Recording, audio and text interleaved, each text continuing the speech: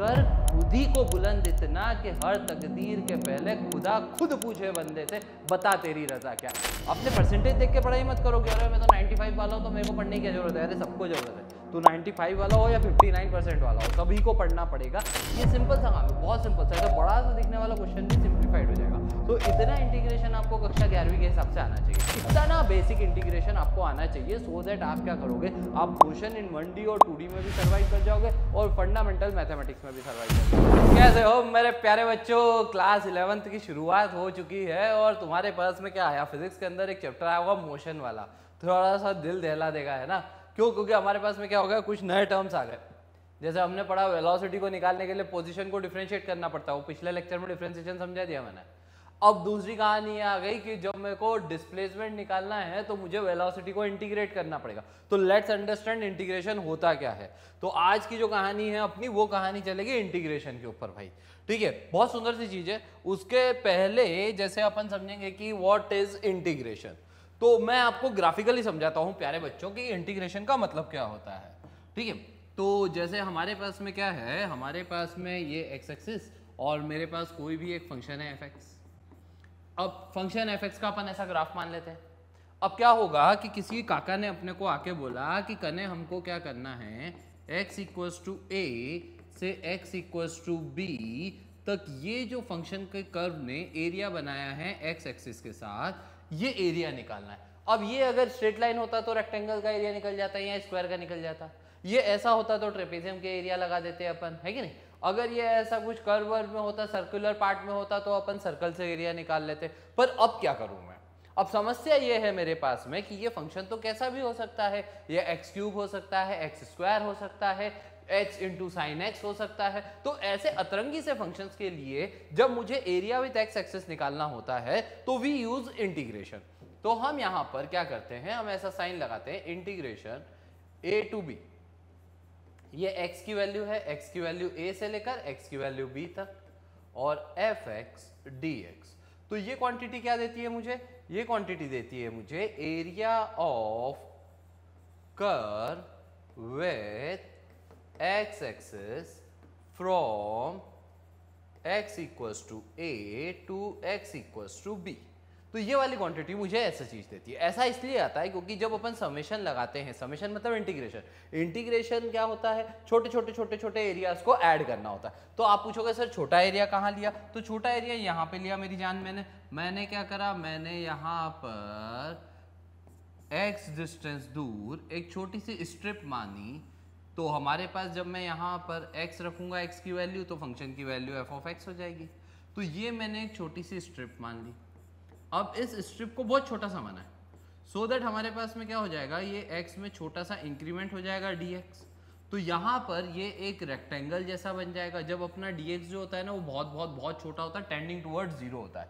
तो इसके लिए ये कैसा बनेगा, तुम बोलोगे कर्व बन रहा है ऊपर का, तो ये अपना बहुत छोटा है ताकि ये वाला जो है ये पार्ट पूरा रेक्टेंगल जैसा दिखाई देता है। और रेक्टेंगल का एरिया क्या होता है, लेंथ इनटू ब्रेथ। तो हमारी लेंथ कितनी हो गई, फंक्शन की वैल्यू एफ एक्स, और विड्थ कितनी हो गई dx।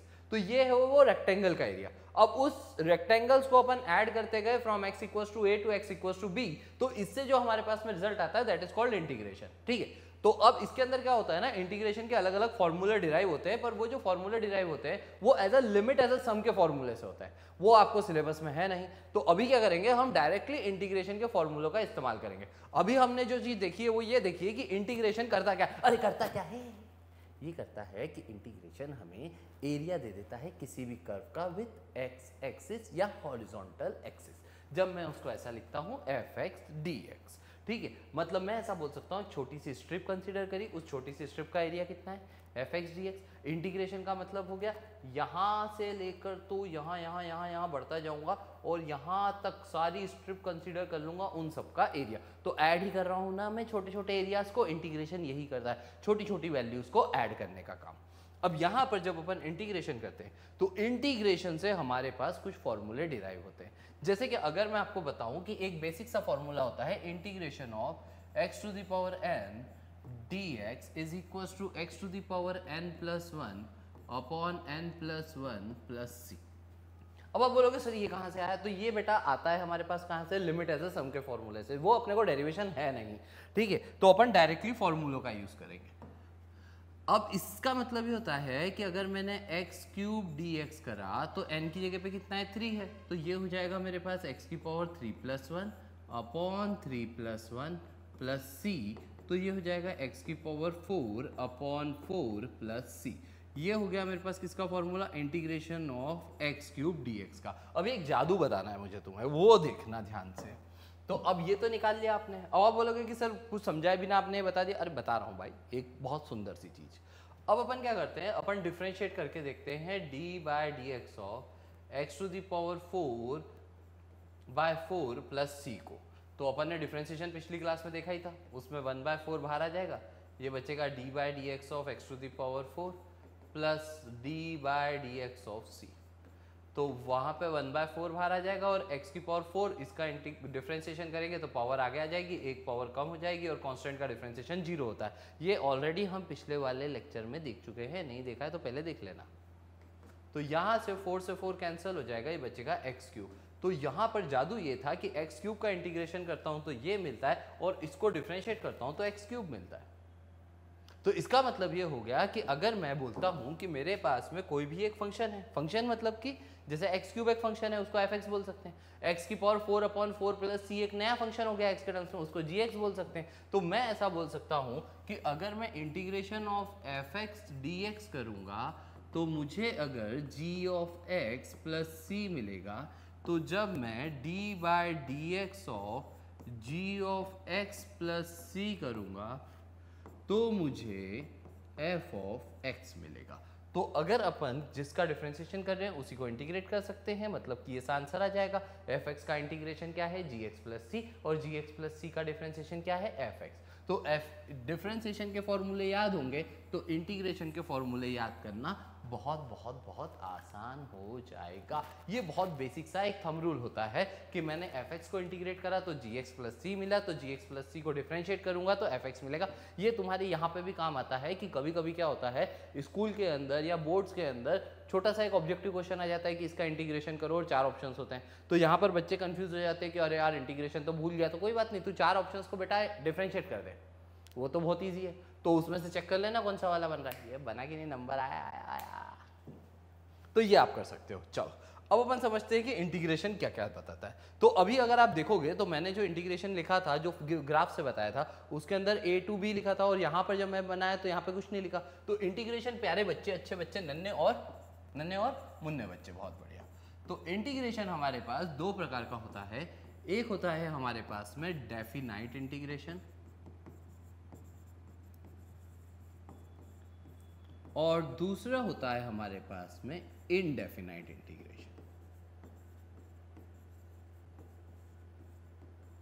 जब मैं बात करता हूं डेफिनाइट इंटीग्रेशन की तो मैं यहां पर लिमिट लगा देता हूं, जैसे limit a to b F x D x. और इनडेफिनाइट इंटीग्रेशन के अंदर मैं लिमिट नहीं लगाता हूं, मैं सिंपली लिख देता हूं integration F x D x.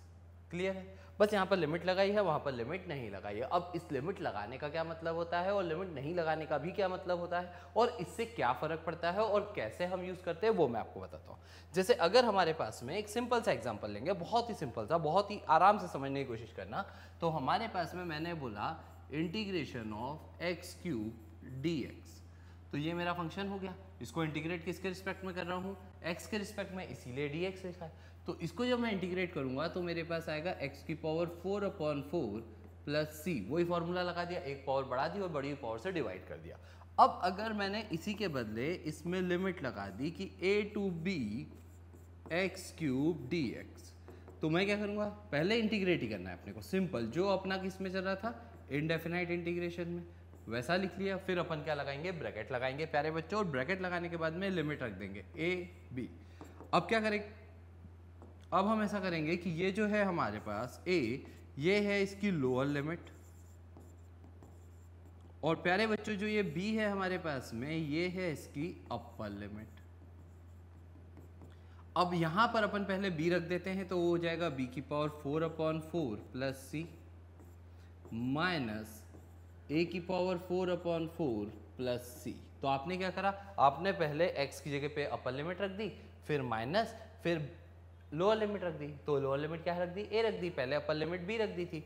अब इसको अगर अपन सिंप्लीफाई करेंगे तो ये आएगा मेरे पास b की पावर 4/4 माइनस a की पावर 4/4। अब आप बोलोगे c का क्या हुआ, तो भाई ये माइनस का साइन यहाँ गया और यहाँ गया, तो प्लस और c से माइनस c कैंसिल हो गया। तो ये बहुत ही आसान सी कहानी है। तो इनडेफिनाइट इंटीग्रेशन में तो क्या करना है, अपने को डायरेक्टली फॉर्मूला लगाना है और एक कांस्टेंट ऑफ इंटीग्रेशन लगा देना है, ठीक है। और डेफिनाइट इंटीग्रेशन के अंदर क्या होगा, जब अपन upper limit minus lower limit करेंगे तो वो जो कांस्टेंट ऑफ इंटीग्रेशन है वो कैंसिल हो जाएगा। अब पहला मन में सवाल ये उठता है कि भाई साहब मैंने ये कांस्टेंट ऑफ इंटीग्रेशन क्यों लगाया, क्योंकि मैंने आपको क्या बोला, मैंने आपको बोला कि जब मेरे पास में इंटीग्रेशन इज डिफरेंशिएशन का उल्टा। अब आप बोलोगे कि सर मेरे पास में डिफरेंशिएशन का उल्टा है तो क्या हुआ, जैसे अगर मैं सिंपल सी यहां पर एक एग्जांपल लेके बताऊं आपको कि मैंने क्या करा, मैंने इंटीग्रेशन करा या मैंने डिफरेंशिएट कर दिया d/dx ऑफ x की पावर 4/4 प्लस 7, इसको डिफरेंशिएट करूंगा तो कितना आ जाएगा 4x³/4 और 7 का डिफरेंशिएशन 0 मतलब x³ आ जाएगा।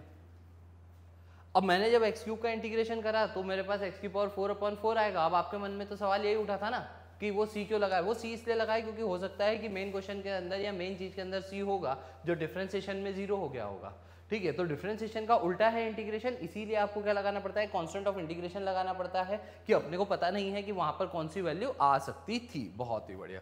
तो this is how we calculate basic integration. अब इसी को अपन फिर से एक फंक्शन के फॉर्म में समझते हैं कि मैंने बोला इफ वी से इंटीग्रेशन fx dx करा मैंने, मतलब fx एक फंक्शन है ना x का, उसका इंटीग्रेशन करा अपन ने, तो इससे हमारे पास में क्या आया, इससे हमारे पास में एक नया फंक्शन आ गया g ऑफ x और मैं c लगा दूंगा, c कांस्टेंट ऑफ इंटीग्रेशन। तो अगर मैं लिमिट लगाता हूं a टू b fx dx तो वो मेरे पास में कितना हो जाएगा g of x plus c और फिर इसमें लिमिट लगा देंगे अपन। तो पहले x की जगह पे क्या रखेंगे अपन b और फिर हमारे पास में x की जगह पे क्या रखेंगे प्यारे बच्चों, लोअर लिमिट a।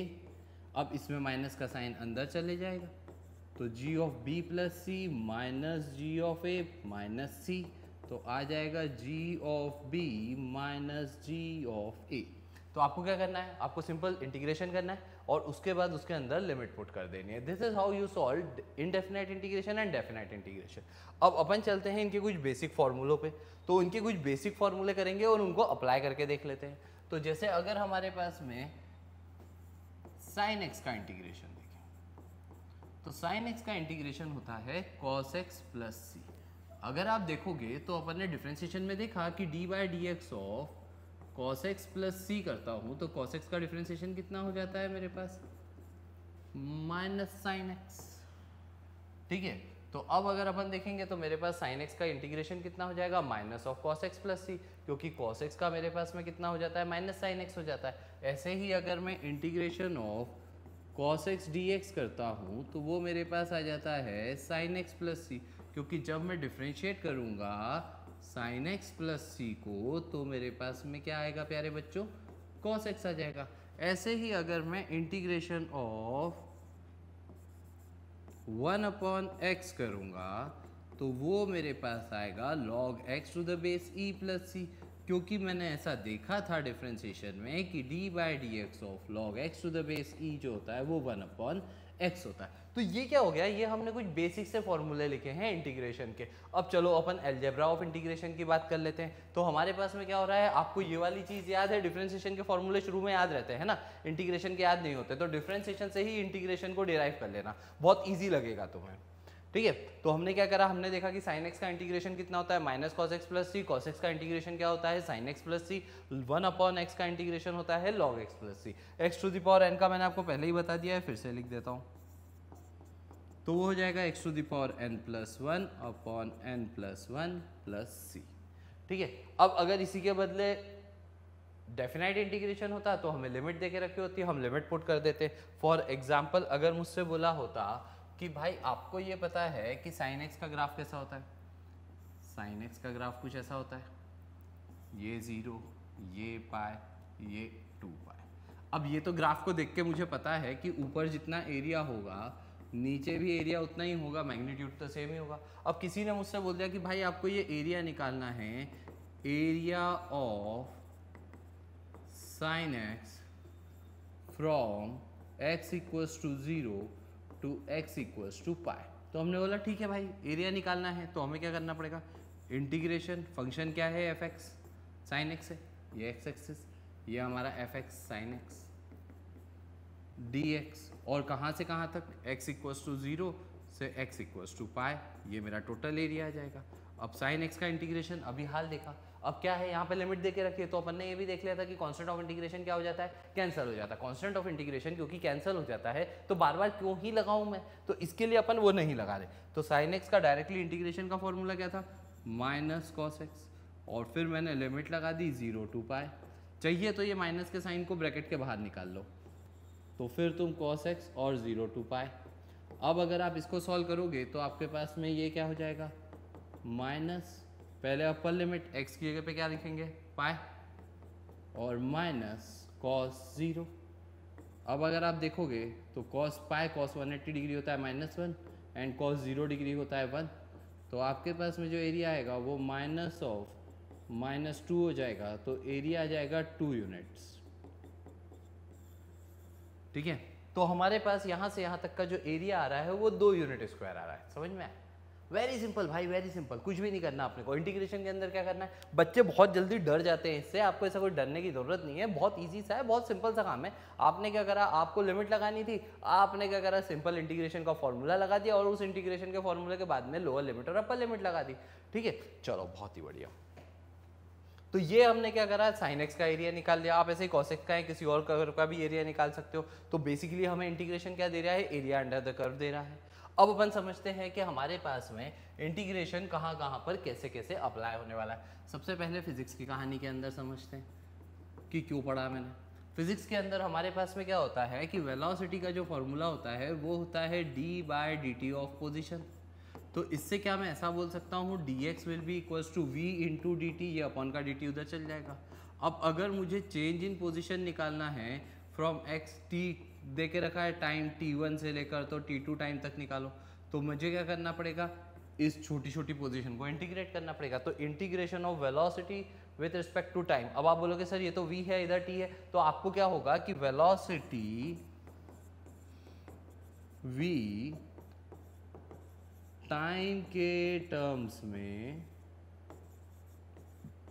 दी होगी, और उससे आप क्या करोगे, डिस्प्लेसमेंट निकालोगे। आप बोल सकते हो कि if velocity at time t is t plus t square plus 3t, ठीक है, find displacement from t equals to 1 to t equals to 4 second. तो अपन क्या करेंगे, अपन बोलेंगे कि sir displacement will be integration of v dt, और v की वैल्यू उधर से है ही सही, और टाइम मेरे को दे के रखा है 1 to 4, और v की वैल्यू कितनी है, t स्क्वायर प्लस 3t और dt। अब मैं इसको इंटीग्रेट कर दूंगा, आंसर आ जाएगा। कर सकते हो ना, t स्क्वायर को इंटीग्रेट कर देंगे और 3t को इंटीग्रेट कर देंगे, तो हमारे पास में यहाँ पर क्या हो गया, इससे आंसर आ जाएगा। अब इस तरह का जो इंटीग्रेशन है जिसमें दो अलग अलग फंक्शंस प्लस में है या कुछ मल्टीप्लिकेशन में, उसके लिए क्या करना है, उसके थोड़े से रूल्स होते हैं, which is called algebra of integration. इसे क्या कहते हैं अपन,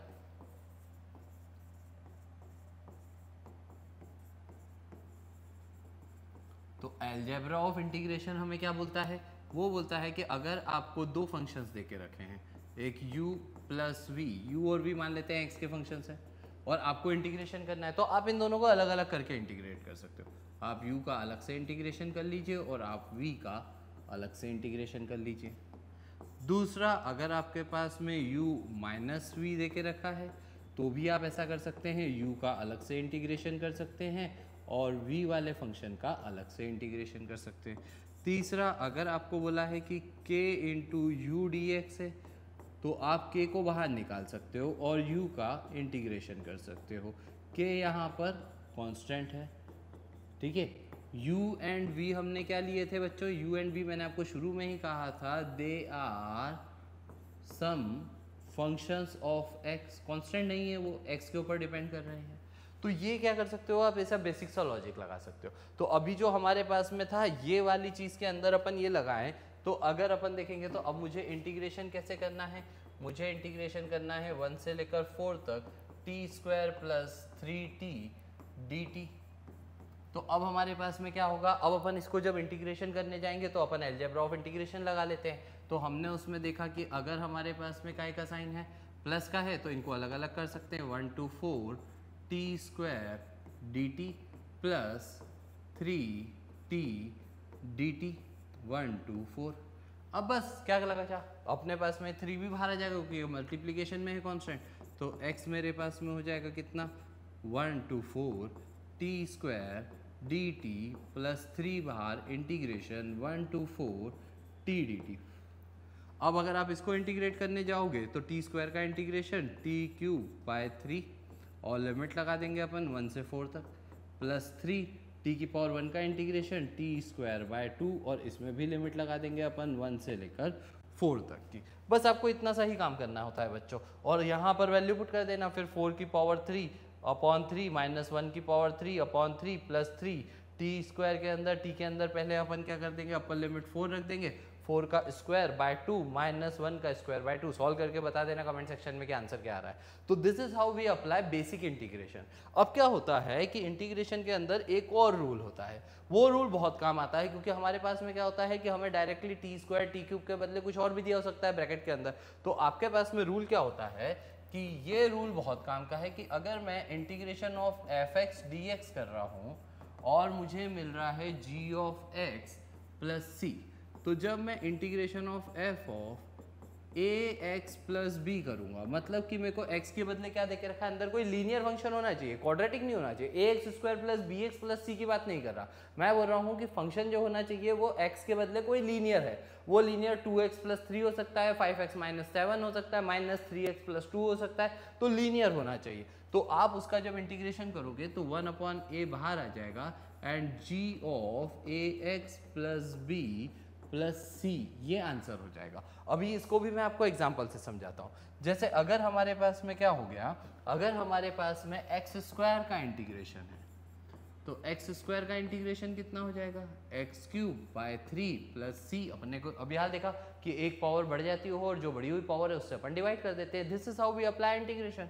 तो अगर मुझे integration of A x plus B का होल स्क्वायर निकालना होगा तो मेरे पास में x की जगह पे, यहाँ देखो मैंने तुम्हें क्या बोला, x था यहाँ पर और x की जगह पे क्या हो गया, ए एक्स प्लस बी हो गया। तो हमने क्या करा, लीनियर फंक्शन से ही रिप्लेस करा। तो that will be 1 upon a into a x plus B का whole cube by 3 plus C.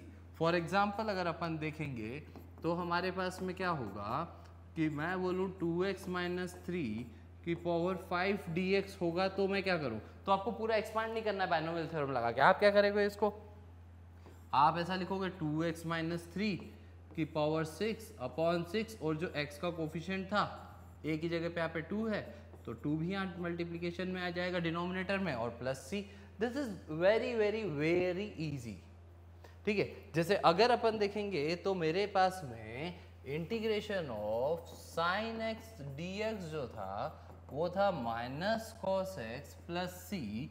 तो मेरे पास में integration of sine of 4x minus 3 dx जो होगा वो होगा minus of cos of 4x minus 3 और जो x का कोफिशिएंट है वो आगे डिवाइड में आ गया। देखो सिंपल सा लॉजिक है। तो इस तरह से अपन क्या करते हैं, इस तरह से अपन सिंपल बेसिक सा इंटीग्रेशन करते हैं। अभी आपको जो बेसिक इंटीग्रेशन लगेगा ना वो यहाँ तक लगेगा, जिसके अंदर अपने को क्या करना है, अपने को कुछ बेसिक फॉर्मूले याद करने हैं और ये अप्लाई करना सीख। इसके अलावा एक चीज और लगती है, उसे कहते हैं सब्स्टिट्यूशन। और वो सब्स्टिट्यूशन कैसे लगता है उसको थोड़ा सा ध्यान दोगे आप तो समझ में आएगा। उसके लिए आपको इतना सा 2 रुपए का डिफरेंशिएशन आना चाहिए। उसके लिए आपने नहीं देखा हो तो पिछली वाली क्लास देख लेना। तो अगर अपन देखेंगे तो मेरे पास में क्या है, मुझे अगर किसी ने बोला आपको इंटीग्रेट करना है 2t इंटू साइन ऑफ, या 2x लिख लो, 2x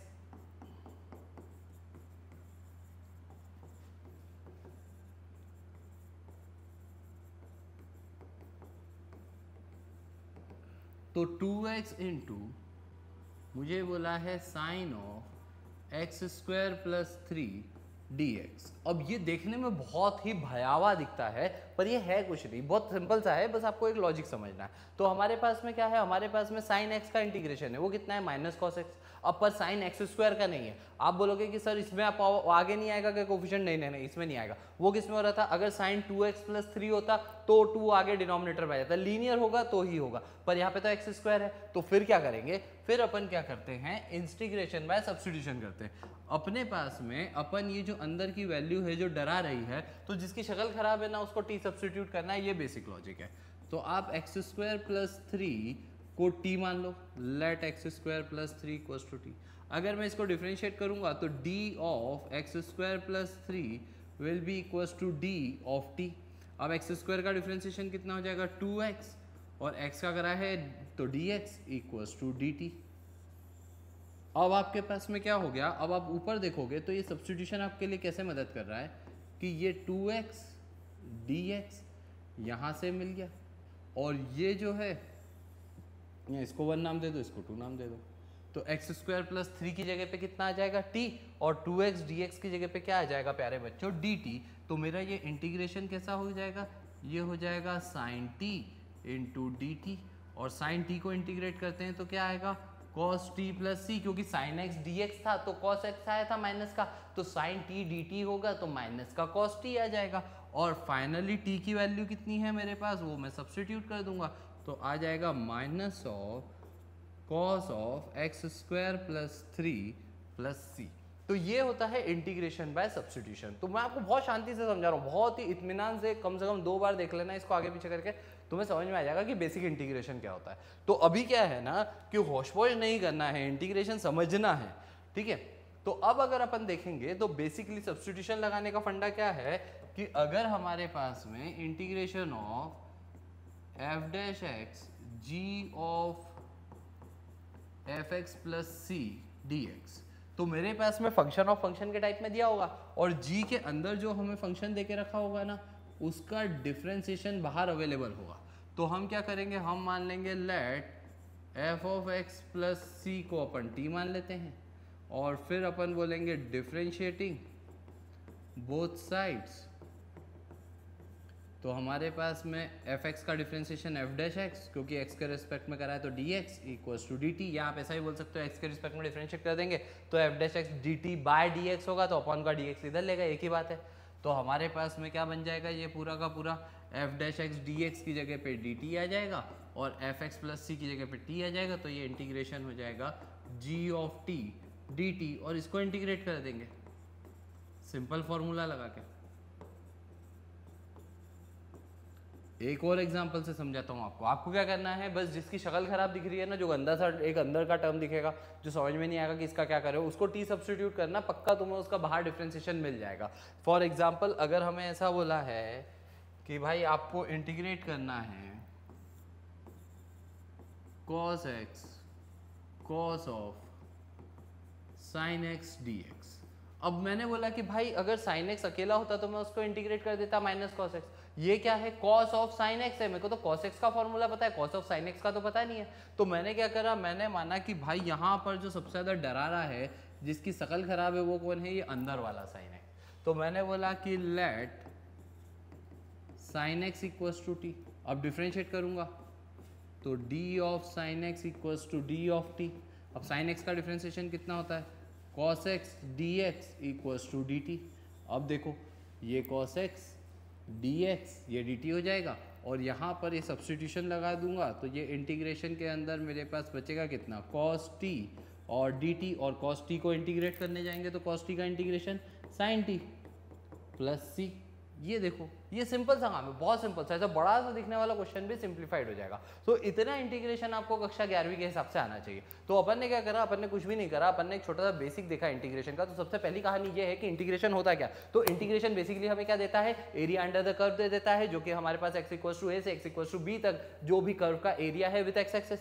अब ये हमारे पास में एरिया कहाँ पे लगेगा, फिजिक्स के अंदर जब मैं डिस्प्लेसमेंट निकालूंगा तो वेलोसिटी और टाइम ग्राफ का जो एरिया होता है वो डिस्प्लेसमेंट दे देता है। ऐसे ही एक्सेलरेशन निकालनी होगी एवरेज, तो हमारे पास में क्या हो जाएगा, वेलोसिटी और टाइम ग्राफ का जो एरिया होता है विद टाइम एक्सिस वो एक्सीलरेशन दे देता है। अब इंटीग्रेशन के अंदर हमने क्या क्या देखा, हमने बेसिकली कुछ छोटे छोटे फॉर्मूले देखे, बाकी के फॉर्मूलों की लिस्ट मैं आपको पूरी की पूरी दे दूंगा। तो हमारे पास में क्या हो जाएगा, उस फॉर्मूले की लिस्ट को अपन लगा देंगे, या आखिरी में जैसे लेक्चर खत्म होगा ऐसी पूरी लिस्ट आ जाएगी 2-3 जिसमें सारे फॉर्मूले होंगे, आप उनको ले लेना, याद कर लेना। तो अभी अपन ने क्या करा, अपन ने समझने के लिए ऐसा देखा कि x to the power n का इंटीग्रेशन का फॉर्मूला क्या होता है, x to the power n+1 upon n+1। sin x का इंटीग्रेशन का फॉर्मूला क्या होता है, minus cos x dx। cos x के इंटीग्रेशन का फॉर्मूला क्या होता है, sin x dx। इसी तरह से अब हमने देखा कि इंटीग्रेशन का कुछ अलजेब्रा होता है। अलजेब्रा ऑफ इंटीग्रेशन मतलब अगर मेरे पास दो फंक्शन है, दो अलग अलग फंक्शन है, एक fx है एक gx है, तो fx प्लस gx का इंटीग्रेशन कर रहे हैं, मतलब fx को अलग से इंटीग्रेट करेंगे और gx को अलग से इंटीग्रेट कर देंगे। फिर fx माइनस gx होगा तो fx का अलग से x के रिस्पेक्ट में इंटीग्रेशन हो जाएगा, gx का अलग से x के रिस्पेक्ट में इंटीग्रेशन हो जाएगा, बीच में माइनस का साइन आ जाएगा। अगर मेरे पास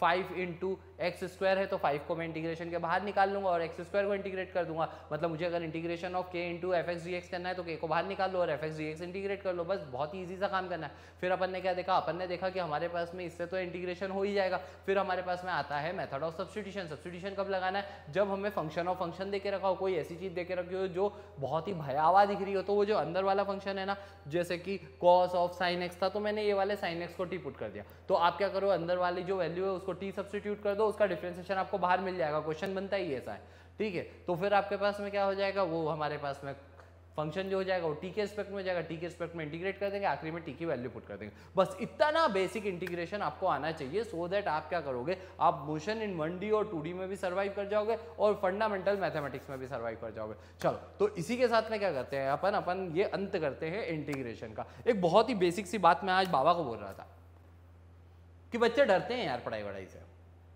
तुम इस बात से डरने लगे हो अभी से ही कि मेरे तो आंसर नहीं आ रहे, ये तो बहुत टफ जा रहा है, ये तो समझ में ही नहीं आ रहा है। अरे थोड़ी सी मेहनत लगेगी भाई, एक बार पढ़ने से नहीं होगा, 3-4 बार पढ़ना पड़ेगा, हो सकता है 10 बार भी पढ़ना पड़े। पर क्या दिक्कत क्या है, तुम्हारी कोई कॉपी छीन रहा है क्या, नहीं छीन रहा ना, तुमको तो सब एनकरेज ही कर रहे हैं, पढ़ लेगा तू, मैं खुद बोल रहा हूँ पढ़ लेगा बेटा तू। अपने परसेंटेज देख के पढ़ाई मत करो कि अरे मैं तो 95 वाला हूँ तो मेरे को पढ़ने की क्या जरूरत है। अरे सबको जरूरत है, तू 95 वाला हो या 59% वाला हो, सभी को पढ़ना पड़ेगा। 11th के अंदर रेगुलर प्रैक्टिस लगेगी, रोज मेहनत करनी पड़ेगी। तो अभी के लिए जो मैं तुम्हें बोलना चाहूंगा वो एक बहुत ही प्यारी सी चीज है कि कर खुद ही को बुलंद इतना, कि कर खुद ही को बुलंद इतना कि हर तकदीर के पहले खुदा खुद पूछे बंदे से बता तेरी रजा क्या है। मतलब इतना पागलपन ले आओ कि तुम जैसा चाह रहे हो ना दुनिया वैसी चलने लग जाए। और वो करने के लिए ना ये रात को सोना है, आराम करना है, मेरे को टीवी देखना है, मेरे को मोबाइल चलाना है, ये सब छोड़ना पड़ेगा, पगलाना पड़ेगा पूरा, और पगला जाओ। मैं हूं तुम्हारे साथ, अपन साल भर साथ में फोड़ देंगे था।